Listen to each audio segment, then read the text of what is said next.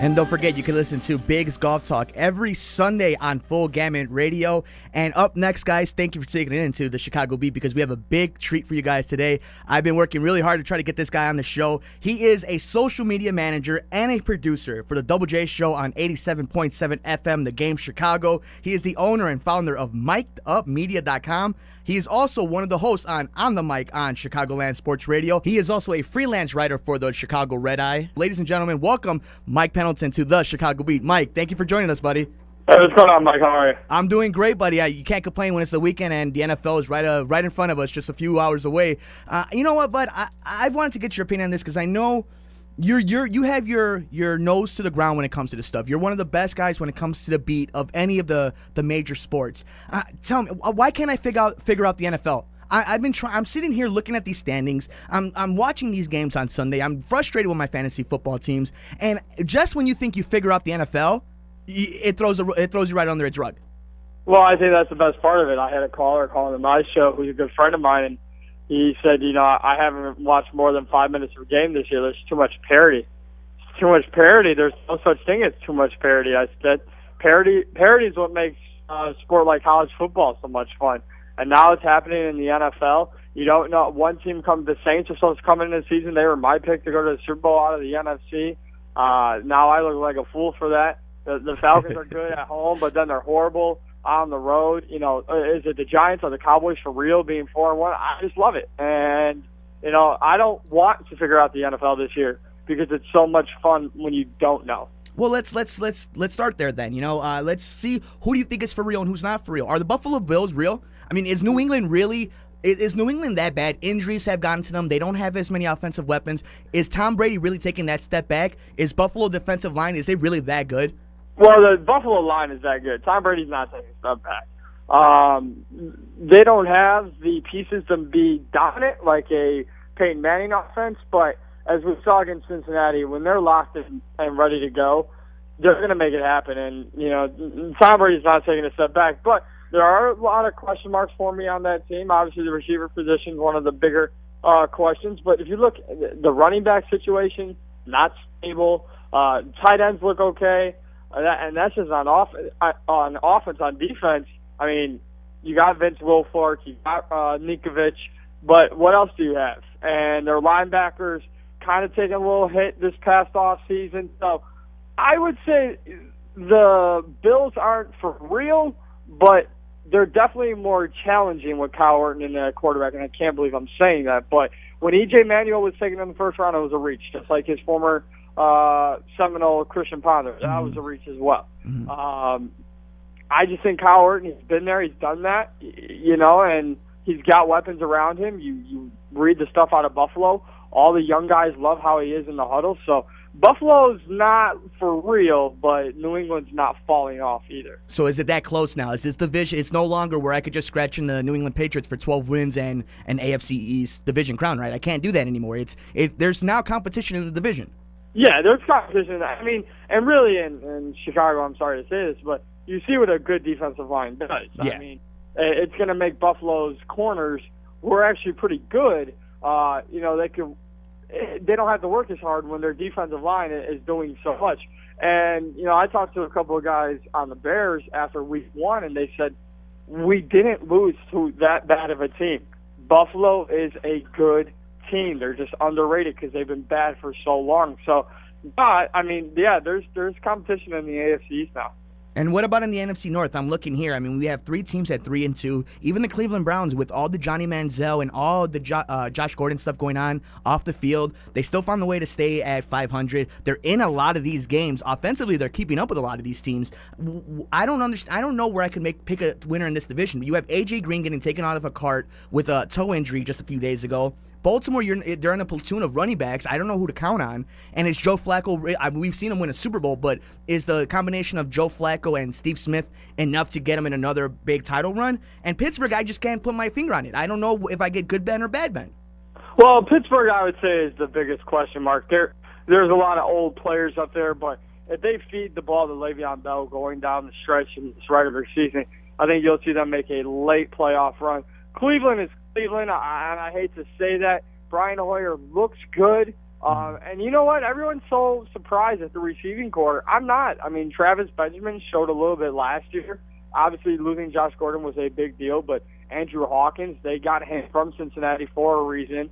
And then you have Miles Austin, who, when healthy, he wasn't bad. Yeah. Everyone thinks just because he was hurt, he's bad. No, your talent doesn't go away just because you get injured. So Brian Hoyer's got something in him. You know, he's working for another contract. I think the writing was on the wall when Johnny Manziel was drafted to Cleveland, but I think Brian Hoyer is going to be playing either in Cleveland next year or he's going to have a nice deal elsewhere. And in Baltimore, I think Justin Forsett is your guy in that backfield, but the Ravens will not be a serious division contender if they don't get Torrey Smith involved. Now, I know that he's contributed like 8 defensive penalties just by stretching the field, but he needs to get more involved production-wise because Steve Smith is, and I hate to say this, if he heard this, he'd chew me out, but he's old, you know, and he cannot do it for the entire season. So if Torrey Smith doesn't show up, Baltimore's not going anywhere.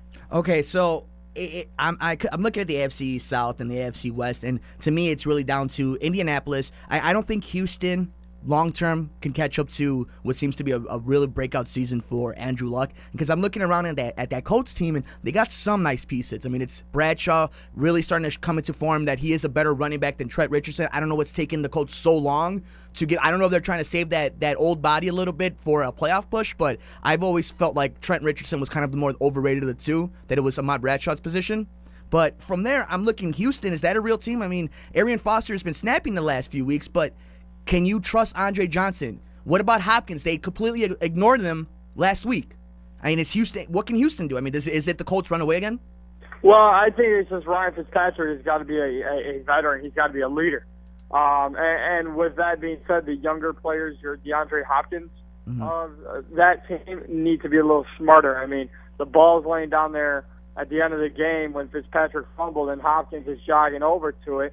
I don't know if he thought it was an incomplete pass or if he just thought even if he goes for it, he's not going to get it. You got to show a little bit of emphasis there. You know, as long as Houston can run the ball and J.J. Watt is on the other side, they can win football games. But, and I hate to sound like a broken record, but they will not compete for a title if Fitzpatrick does not show better veteran leadership. And that's just that. I mean, the Colts are the Colts. I honestly thought when Mr. Mathis went out for the year, Robert Mathis, I thought, that's it. It's over. You're not going to generate a pass rush. But right, put a fork on it. They had a nice free agent signing, and DeQuell Jackson, the linebacker from Cleveland, he's shown up big. Last year's first-round pick, Bajon Warner, has shown up the last couple of weeks. So, when you have one of the top 5 quarterbacks in the league, and Andrew Luck, I think you'll be just fine. Now, speaking of two teams that don't have any issues with quarterbacks, San Diego Chargers, Denver Broncos, really taking a hold of the AFC West. Kansas City a little bit back down to earth from last season. I like Denver. It's hard to go against Peyton Manning when it comes to regular season. But, Mike, Phillip Rivers, I mean, the man has shown up this season. He has taken that next step to me. Yeah, I mean, Phillip Rivers has done all right. We'll see if he can help out my fantasy team and get Brandon Oliver this weekend. But, and I hate to say, I'm still not buying it. We're a quarter past the NFL season. The stats are there, but I need to see just a little bit more from Phillip Rivers. Show me something big. You know what I mean? Yeah. I need to see something where I'm just like, okay. Because when I saw Andrew Luck on Thursday Night Football, I said that very thing. I said, okay, there he is right there. I need that standout moment from Phillip Rivers right now. I mean, they have good wins, but they need a big win. So I'm not buying in yet. And yes, I know Denver has lost a couple games, but when you look at who they lost to Seattle, in Seattle. And if Peyton would have had the ball in overtime, in my opinion, they would have made a run. That's a good point. For that win. Emmanuel Sanders has been killing it. Now, the only thing with Denver's entire team for me is going to be that running game. With Monty Ball out now, who's running the ball? Is it going to be Ronnie Hillman? Is John Fox going to go committee? Because Peyton can play, but we saw what happened when he's outside in the cold. You need to be able to run the ball. And if Monte Ball can't come back healthy, Denver's in a lot of trouble. So up to this point into the season, looking at the AFC as a whole, who do you like in the AFC? Who would you say top 2 or 3 teams that you feel? Is it Cincinnati? Is it Denver? Is it San Diego? Can you really feel the grabs? Who do you think are your top 3 when it comes to the AFC right now?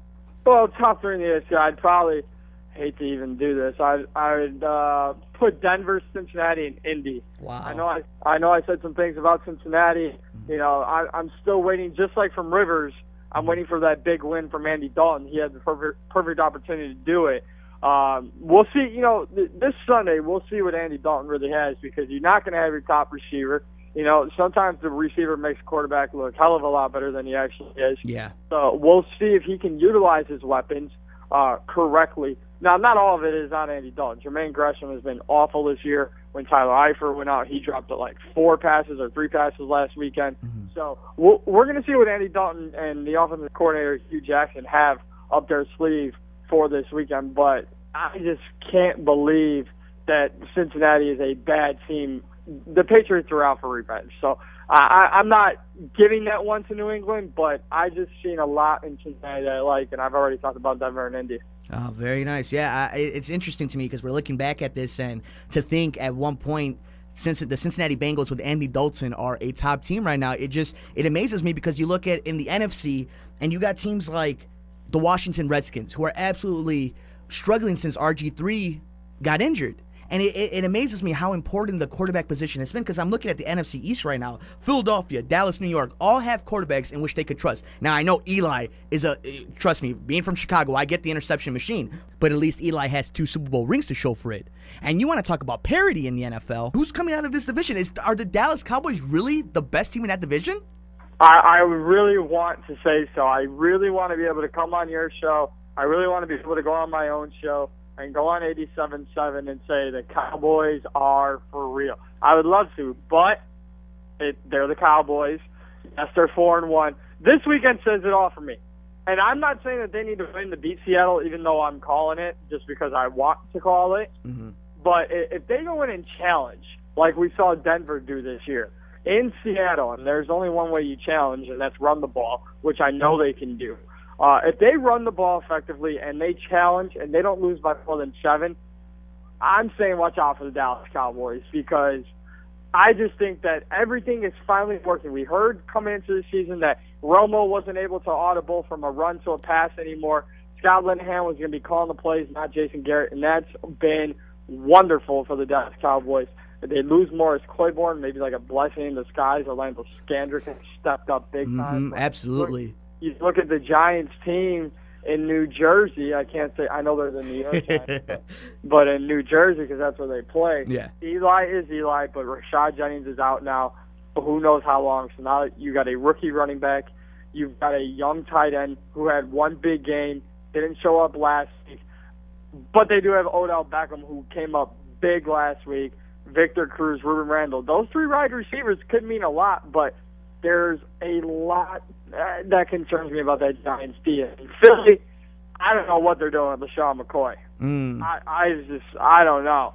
That offense looks okay, but once again, to me, I'm a big believer in you got to have a two-dimensional team going into the second half of the season. So, I mean, you can't do dink and dunk with Mr. Darren Sproles for the entire regular season. I just don't believe you can do that. And I'm looking at this defense. I mean, is there anyone really stands out to you? Not to me. And the Redskins, what are they now? Kirk Cousins 1-6 as a starter. Mm-hmm. You just talked about the quarterback position. It's funny. He has one big game. I think the Eagles even end up winning that game. I'm not sure. But he has one big game, and everybody wants him to be the starter over Griffin. Send Griffin to St. Louis or Oakland. Let him get a new start. Kirk, he's won one game. Mm-hmm. And, I know people out there who will hear this say, I'm just an RG3 fan. Yes, I am. But the fact remains is Kirk Cousins is not getting it done. Whether you like or dislike RG3, the fact is, when healthy, he is the best player overall on that team when he's healthy. Now, he's not healthy, and he's been struggling to stay healthy, so that's a problem.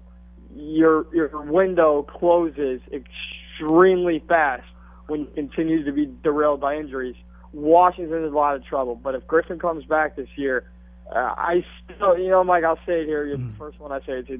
The Cowboys are going to win this division. Wow. So you're going with the Cowboys coming out of the wow, you got them coming out of the East, huh? Yeah. Wow. You know what? Listen, there's things that, and Stephen White, former NFL player, writes for SB Nation, giving them free public. Nice. He wrote an article this week about why Dez Bryant's the best wide receiver in the NFL, and people are like, "Oh my God, how?" And then you read it, and Dez is aggressive at the line of scrimmage. He's making your 5-yard catches. He's making your 25-yard catches. He blocked his rear end off in the run game. He's the best blocking wide receiver, and this is from a guy who played the game. He knows what this Dez Bryant man is doing, and with Calvin Johnson being hurt. Where has the surgence of Alshon Jeffrey been this year? We've got Brandon Marshall hurt. Julio Jones, okay. A.J. Green's hurt. So right now, maybe injury by default, but Dez Bryant's the best wide receiver in the game, and DeMarco Murray looks like an MVP candidate. You mix those two factions in, the Dallas Cowboys are for real. You make a good point, buddy, and it's crazy because I'm just trying to swallow it. And really, anytime you put any type of stock on the Dallas Cowboys, you know it's going to come back and bite you in the rear end. That's what scares me about this team, because Tony Romo is one Tony Romo game away from going from having a 10-6 season to a 9-7 season or 8-8 season. That's what scares me about the Dallas Cowboys. But DeMarco Murray has absolutely taken it to another level, and if he stays healthy, I mean, I can't disagree with you that Dez Bryant right now, even if it's because of injury, is the best wide receiver in the NFL. And he has a pretty good quarterback to give it to him, so he's making the plays. Mike Pendleton joins us today at the Chicago Beat. He is a social media manager, producer for the Double J Show on 87.7 FM, The Game Chicago. Speaking of that, do you have any things coming up with Jason McKee before we get back on track with football? Any? Well, every Sunday, I mean, we just had the Bears pregame show 8 to 10 a.m. We don't have anything, big dropping anytime soon. You can listen to me, you can listen to Jason Gotch and J-Mac talk about, what's coming up on Sunday in the Bears game, so on and so forth, and you can hear my 2 cents and J-Mac and I arguing about it. But, nothing big that we're working on for the show right now. College football kind of derails us. Mm-hmm. I mean, if you want Bears pregame, that's it's the place every Sunday on 87.7 FM. Yeah, I was listening to Gotch and Mark Carman today, right? I believe they were on the show today. Yeah, I listen to you guys every Saturday on my way to the studios down here in Chicago, so it's always a pleasure. You're also the owner and the founder of MikedUpMedia.com and On the Mic on Chicagoland Sports Radio, which, by the way, Peter, the guy is awesome, the guy who runs the station, and the work that you've been putting on. I've known you since you started your broadcasting career as a student, man, and I'm telling you, what you guys have done on that station, ChicagolandSportsRadio.com, I suggest everybody listen to it. If you're enjoying the conversation me and Mike are having right now, that's all they deliver. What are you guys doing right now? And you got a new partner, right? Yeah, Steve Sufferton. I appreciate the kind words. Steve Sufferton and I must call him, I guess. There you go. We don't agree on anything. Great radio. The odd couple, huh? We yell at each. Well, I yell at him, and he tries to, throw me outside on State Street and keep me there with the pleasant homeless crowd. No, it's a lot of fun. Last week we had a jam-packed show. We had fantasy hockey writer from NHL.com. We had McKee on. We had Chicago's very own David Kaplan on. Awesome stuff. We get a lot of guests week to week. So if you don't want to listen to me talk for 3 hours. Steve and I yell at each other. We're always having guests on the show. So, every Wednesday, 7 to 10. I mean, I can't believe I'm doing 3 hours now. It's awesome, though, man. And you guys have done a great job. You've always been you're one of the guys that's always been able to put his that hard work in, and it's really paid off. And you can also follow them on Twitter at MikeDubMedia, and you can follow Mike personally at MP2310. Mike, let's go to the NFC North, okay? The Chicago Bears are killing me right now, man. They're killing me right now. I'm literally right here. When I do show prep, Mike, I don't get a lot of papers. I like to just kind of ad-lib and go as long as I got all the spots I need to get done and we pay the bills, that's the most important thing. But right. I literally went in here and I'm taking all these papers and I'm looking at 2013 numbers to 2014 numbers, and the Bears historically were a terrible defensive team last year, and yet somehow they find a way to have a top 5 offense. Now, this season, a top 20 defense, which was what we were all asking for in the city of Chicago, and this offense has not delivered. 23 points cannot deliver a Super Bowl in this city. They are not good enough to. Mike, what's going on on the lakefront? Well, coming into this season, you said, wow, they paid attention to defense. Mm-hmm. They brought in Lamar Houston, they brought in Jared Allen and Willie Young, who just so happens to be the best of that trio. Yeah. But then I kind of counter with, all right, and then what? Oh, you brought in Ryan Mundy. Oh, you brought in Danny McCray, who was supposed to be a special teamer, and ended up being your starting guy. Okay. Last year's biggest villain, Chris Conte, is probably one of the most underappreciated players in this city, and I hate to say that, especially how bad he looked last year. But, he's had 2 concussions over the last 45 days or so, and you would be dumb if you didn't watch the film on Chris Conte and just give this man his props for leaving it out there every Sunday. Missed plays, missed tackles or not, Chris Conte's going in there and he's trying to make his presence felt. So I can't tell you what's going on. I know what the problem is. I'm watching as a fan.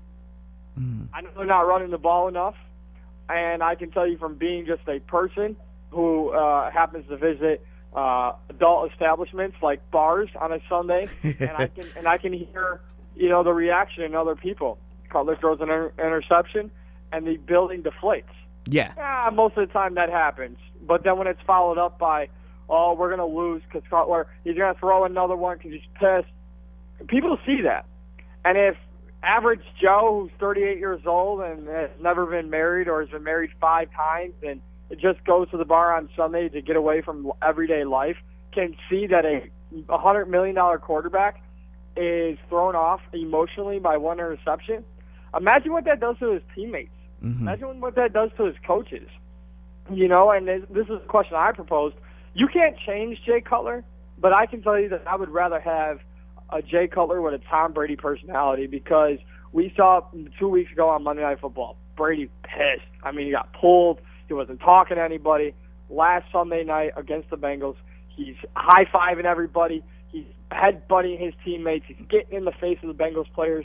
Just because you have a bad throw, Jay, or because you have a bad game, doesn't mean you have to sit on your hands and pout about it or go hide in a corner or look to make excuses. You're throwing the ball, it's on you. And that defense, I'm still not convinced with. I know they're a little better, but I need to see a lot more improvement, especially in that back 7, your linebackers in that secondary.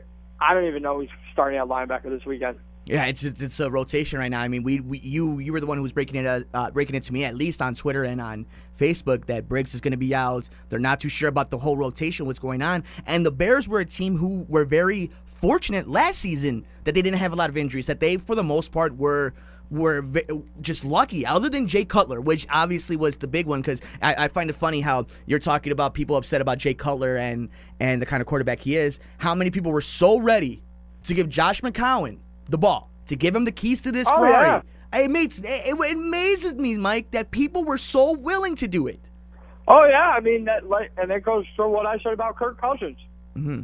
I mean, 1, 2, 3 games, Mike, and that's kind of why I'm happy for the Browns, because Brian Hoyer's proving he can do it, But 1, 2, 3 games, no. I just no.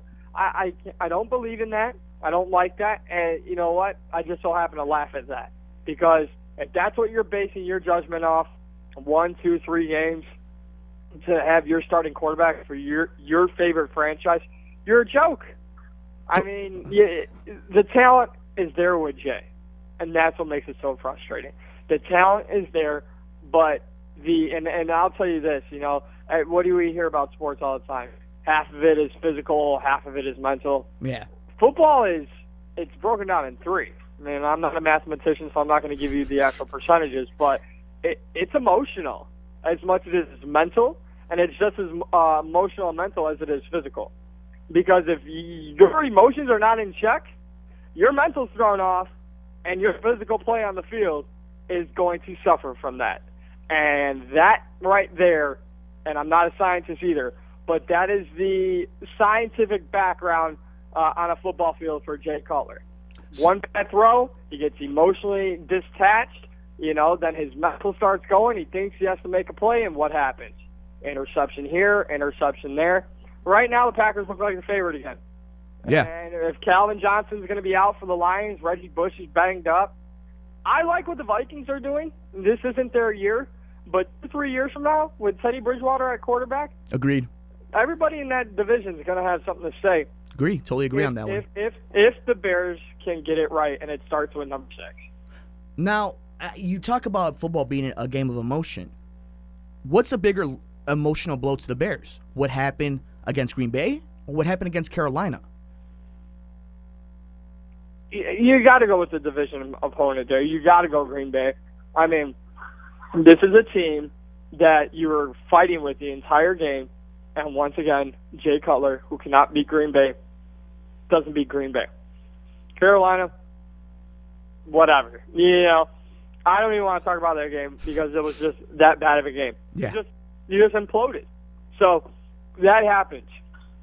But what cannot be allowed to happen is losing at home to your biggest rival. So I would say the Packers game was bigger.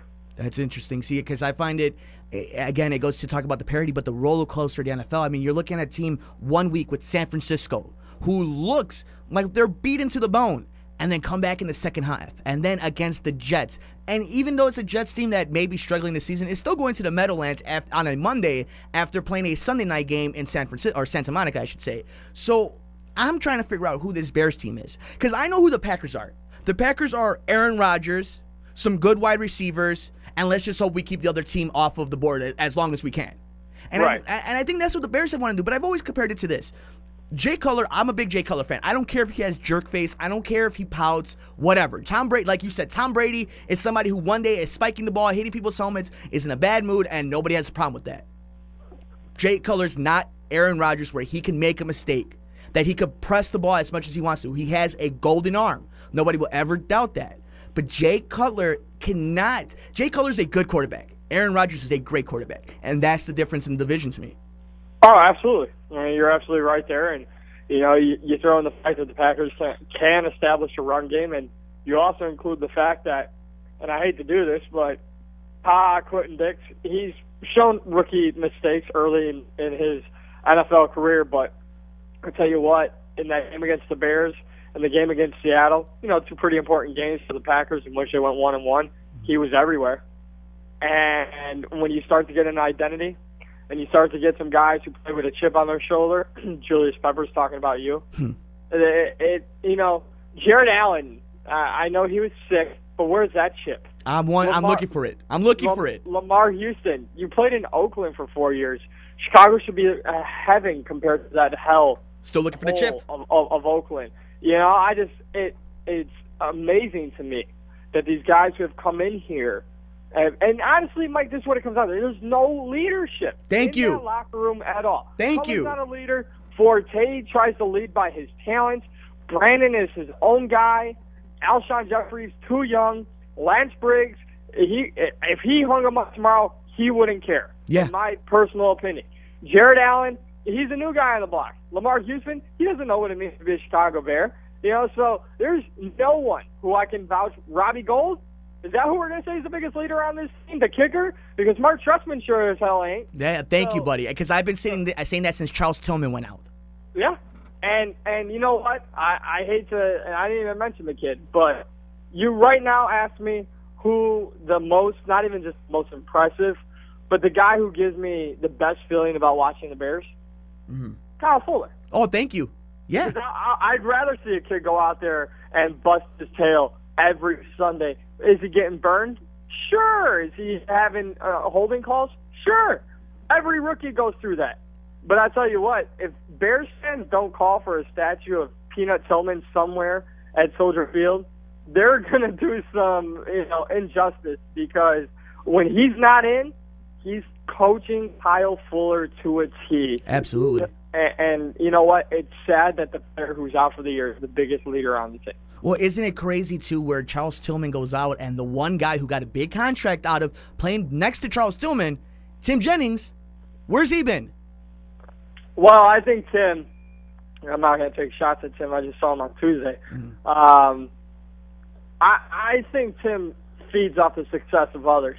Interesting. And I think what I mean by that doesn't mean Tim's only good, when other people are good, and that's really actually honestly what it is. When Tillman is playing well, just go look at Seattle. When Brandon Browner was playing well, you tested Richard Sherman. He showed he was a star corner, and I don't want to call him the best corner in the game because to me he's not. But, you see what happens. And I think Tim has been moving in and out, and he's had to adjust so much and now he's going to make up for a rookie's mistakes? I think too much pressure's on Tim because he's a smaller corner, and he needs to have plays come to him that are created by the other members on that defense, and he's just not getting them. So what do you think is going to happen tomorrow, this Sunday? Bears, Atlanta, at Atlanta. I actually think the Bears are going to win this game. As much as I know it sounds weird after all we've been talking, but I actually think the Bears are going to go into Atlanta, are going to win. I think Matt Forte is going to go for maybe about 150 all-purpose. I think Martellus Bennett is going to be a focal point of the offense this weekend. I think the Bears go into Atlanta and get a W.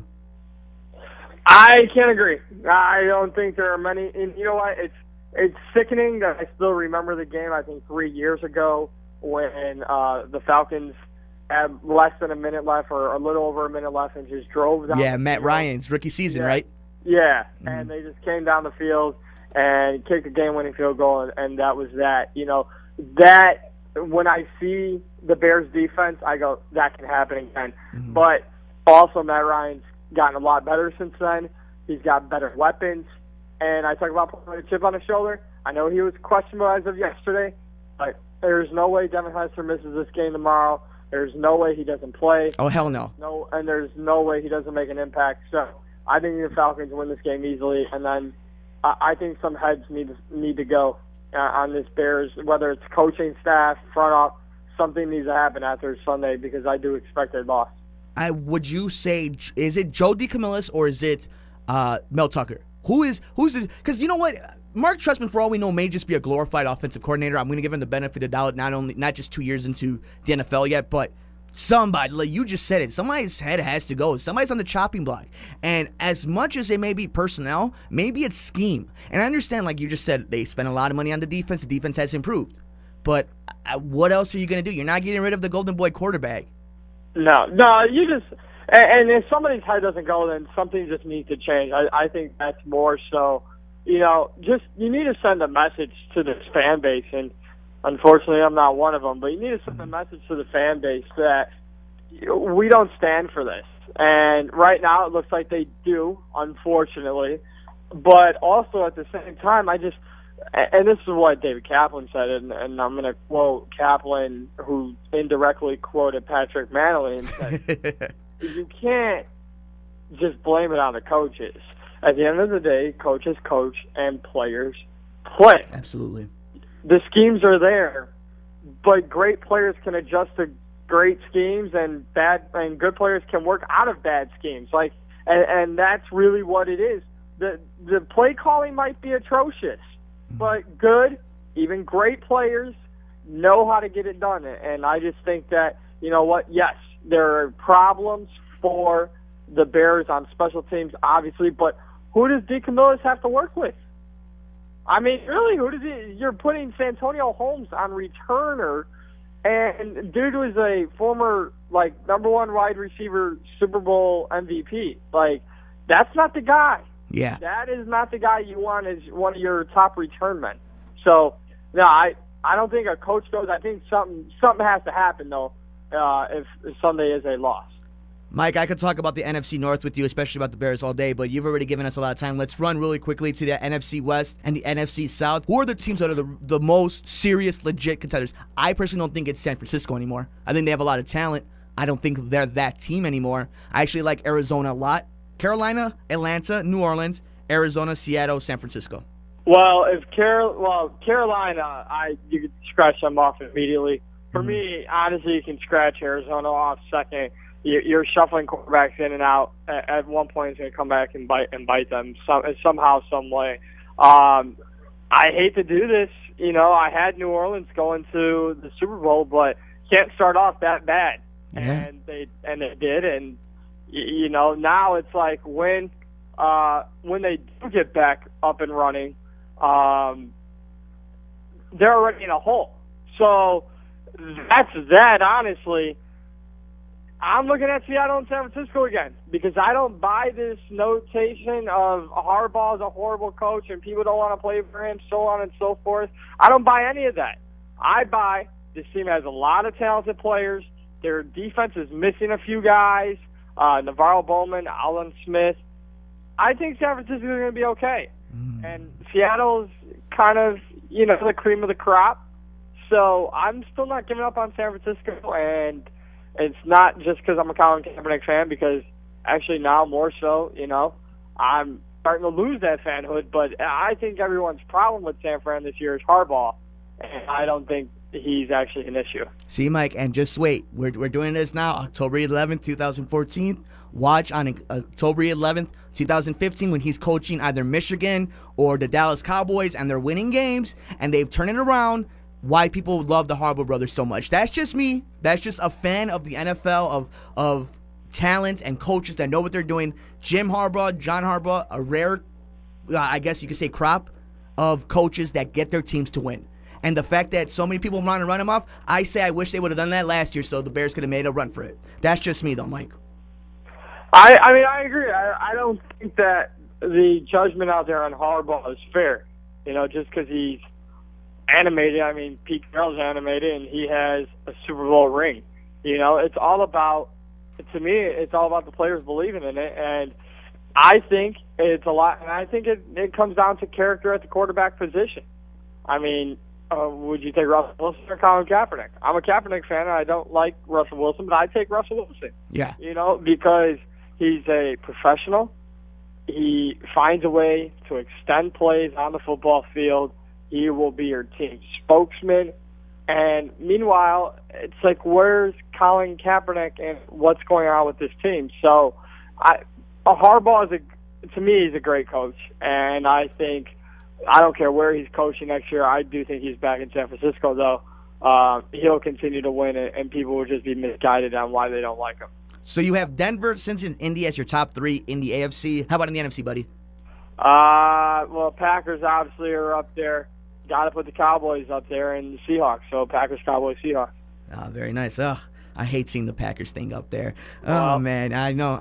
It's the truth. Yeah, it is. And I spent, almost 15, 20 years watching Brett Favre do it, and now Aaron Rodgers has systematically destroyed all of my Decembers. So we'll get used to it, right? All right, Mike, thank you so much. Wednesdays, 7 to 10 p.m. on Chicagoland Sports Radio. Look out for his work as a freelancer on the Red Eye in Chicago. Also, listen to him. He's the social media manager and producer for the Double J Show on 87.7 FM, The Game Chicago. He is at Mic'd Up Media at MP2310. Ladies and gentlemen, the great, the one, the only, the best beat reporter on Chicago sports and everything sports, Mike Pendleton. Mike, thank you so much, buddy, for joining us here at the Chicago Beat. Thank you. I appreciate it. Thanks for all the kind words, and keep up the great work. Oh, thank you, buddy. No, you keep the good work, buddy, all right? Take it easy, Mikey. Have a good one, brother. Take it easy. Thank you so much for Mike Pendleton. We'll be back here on WSBC 1240 AM Chicago, WCFJ 1470 Chicago Heights with the Chicago Beat. I'm Mike Mercado.